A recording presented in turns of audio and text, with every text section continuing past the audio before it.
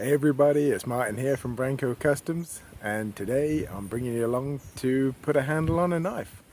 Not just any knife, a real special one. I'm building this one for my mum as a gift for her 70th birthday.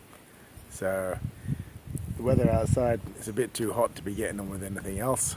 Luckily the light will hopefully show off the handle material that I've got for this knife. Now this is a pretty sweet piece which I hope my mum will like. It's a nice, I think it's a birch, but it's dye stabilized, real decent.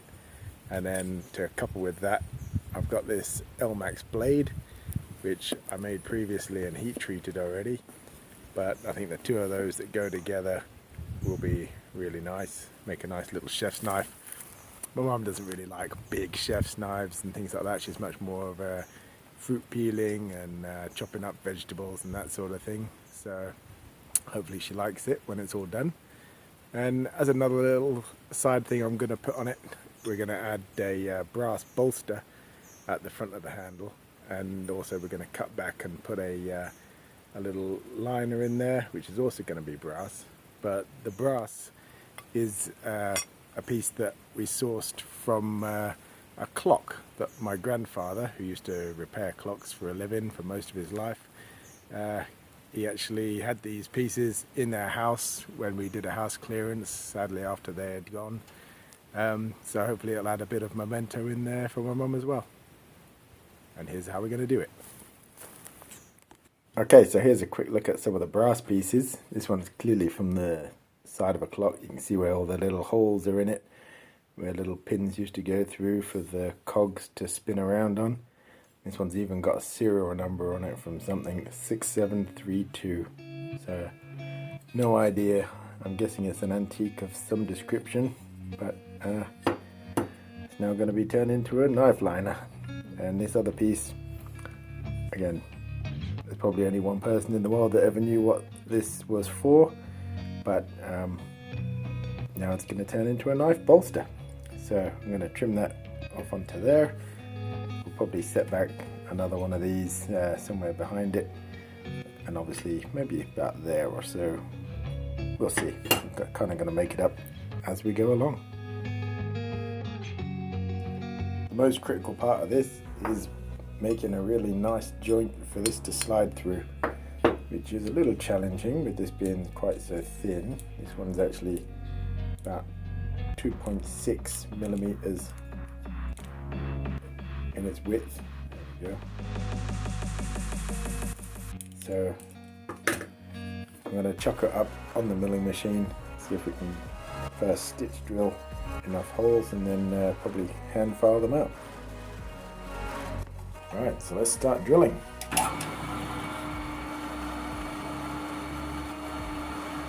In the interest of speeding things up, I'll save you guys having to watch do every single one of these, and we'll move on to the last one.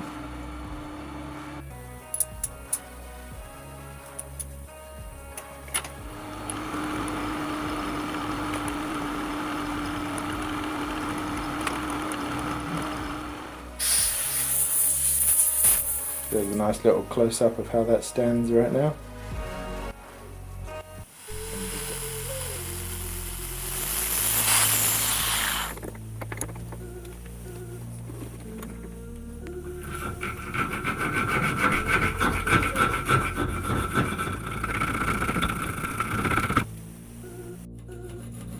Okay, so I've been filing away at this for a good while now, and it's realised upon me that this file hasn't got any diamonds left on it.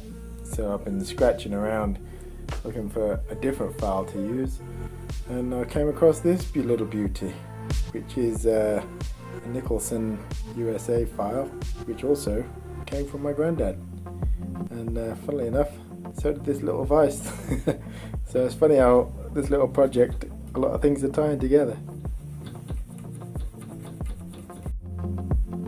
Okay, so we just do a little test fit here, and as you can see, that goes into there, which means that width-wise we're almost perfect. So what I'm going to do is, because this is parallel tang at the moment, I'm just going to go and shave a few microns off either side here so we can slip the majority of this through and just concentrate on the fit up on the very last bit.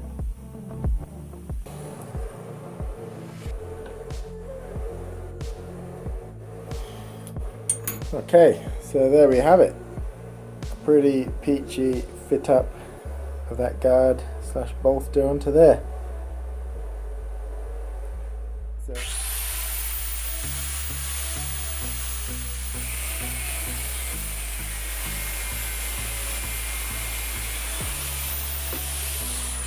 So that's all chopped off, and I just had to show myself so that I could tell my mum, yes mum, I am wearing my PPE and I got my extractors on, so hopefully I'll be okay.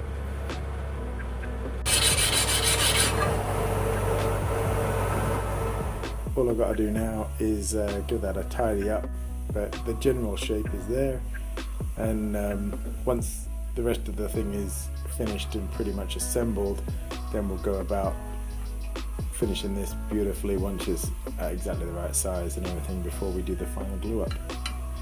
So the next thing that we got to do is address the hole in the handle.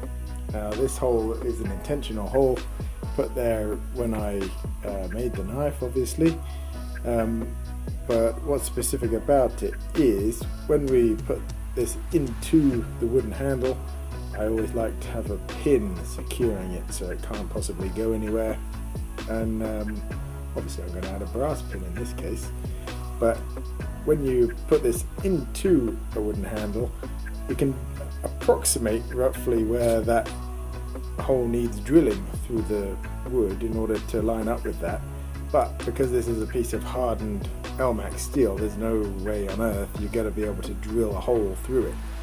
So I leave a big hole like this.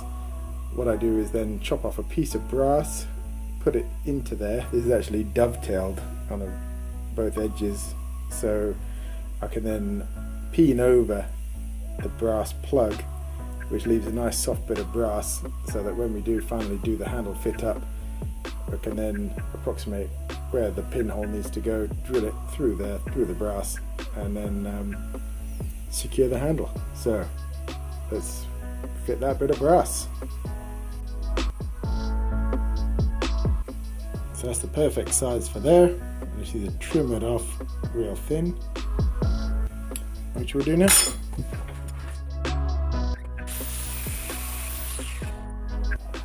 Hot, hot, hot.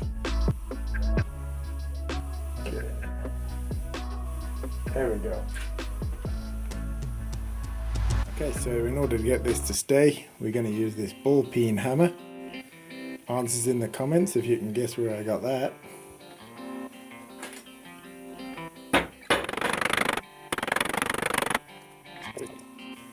Okay, so here it is after I beat the snot out of it. You can see all the corners are rounded over.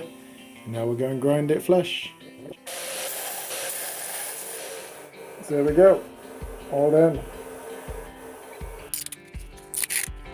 Right, so me and Cassie have been discussing the theme for this, and we wanted this knife to look really classy. So what we're going to do is, we've got this front bolster on here.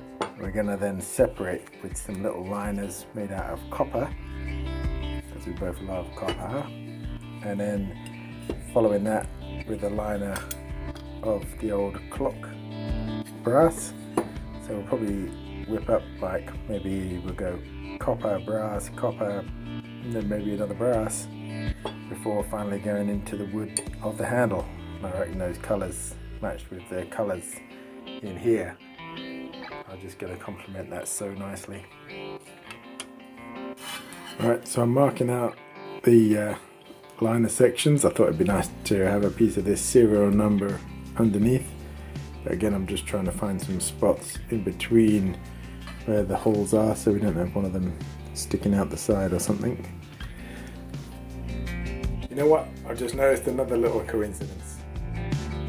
The other pieces of this same plate are exactly what I used to make a little jackknife folder for my brother for his 40th birthday. Alright, and then I'm about to sand these with my little DeWalt multi-tool, which my brother bought for me for my 40th birthday. So all of this is just tied together in so many ways.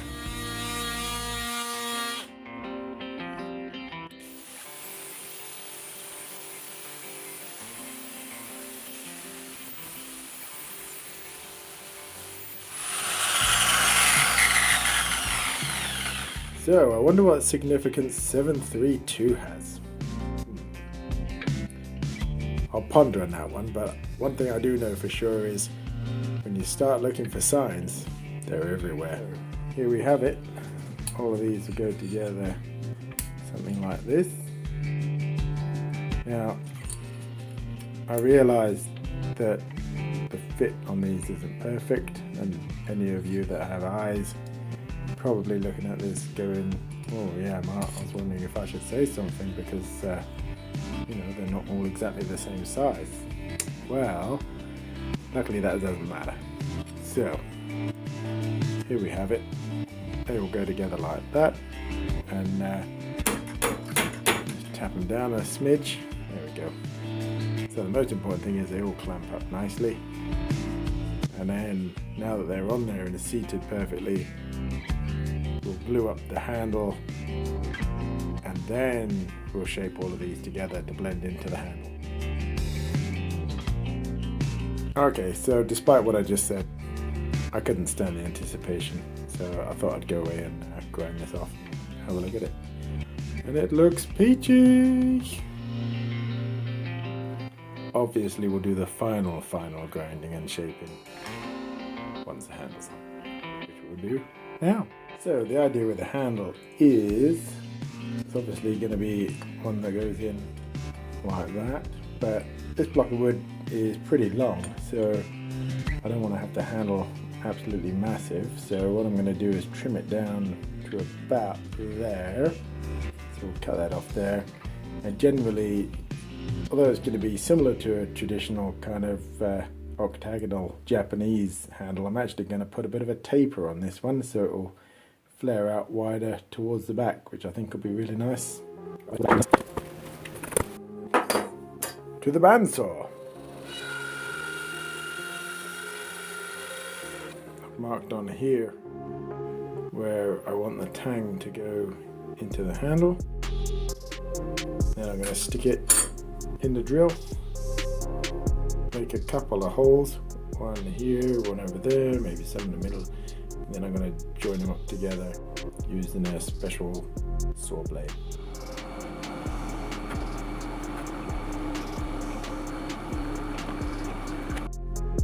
Alright, so we've got those holes drilled, and then I'm going to use an official Black Dragon Forge thing in order to cut a slot between the two of them. Okay, so I got that handle all fitted up nicely. The next thing I've got to do is grind the bevels on the blade. Now I'm just going to put a flat grind on here, and we're not going to go all the way to the spine. We're going to go up to about here, and then we'll leave some of this nice traditional looking texture at the back edge.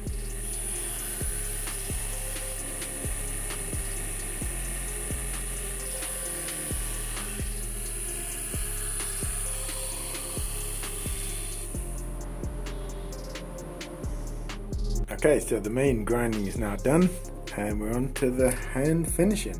So you can see on here all those scratches up and down the blade that were left from the sanding on the machine. So now I'm going to go over to use a few sanding stones. Ones I use are high pres finishing stones, and they work pretty darn well.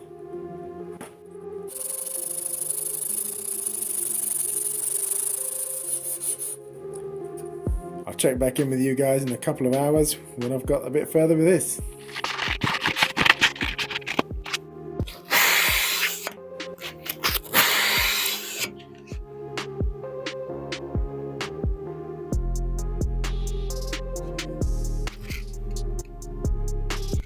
And one more little snippet here.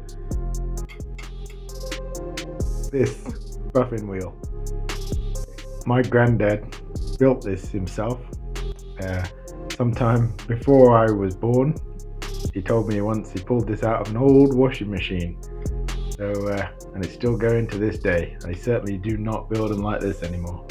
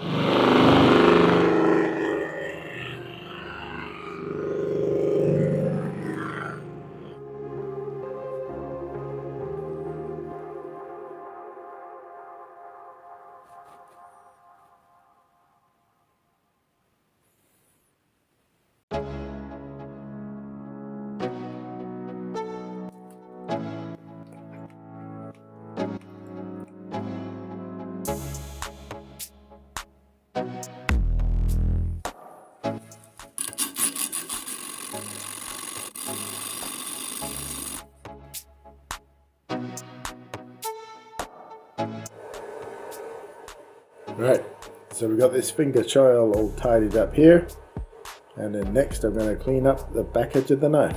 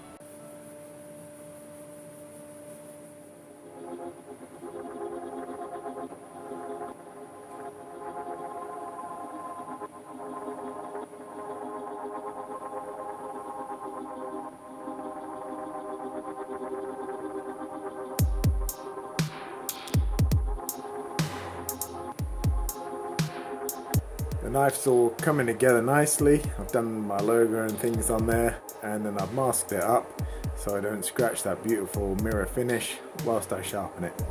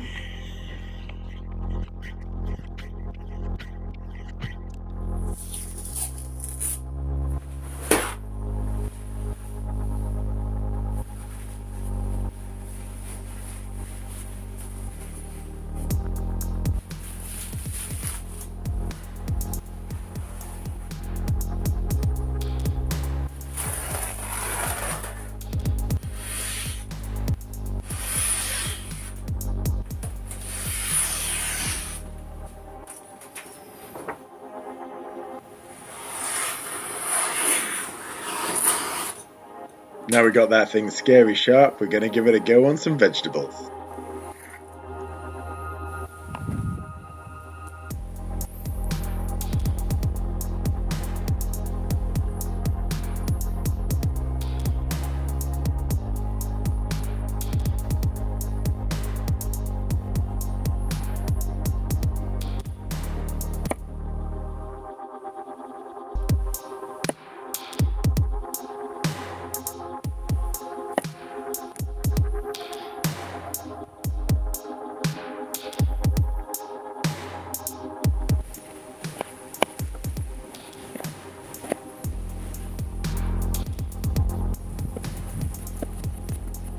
This thing cuts so fine even the onions wouldn't know whether to laugh or cry.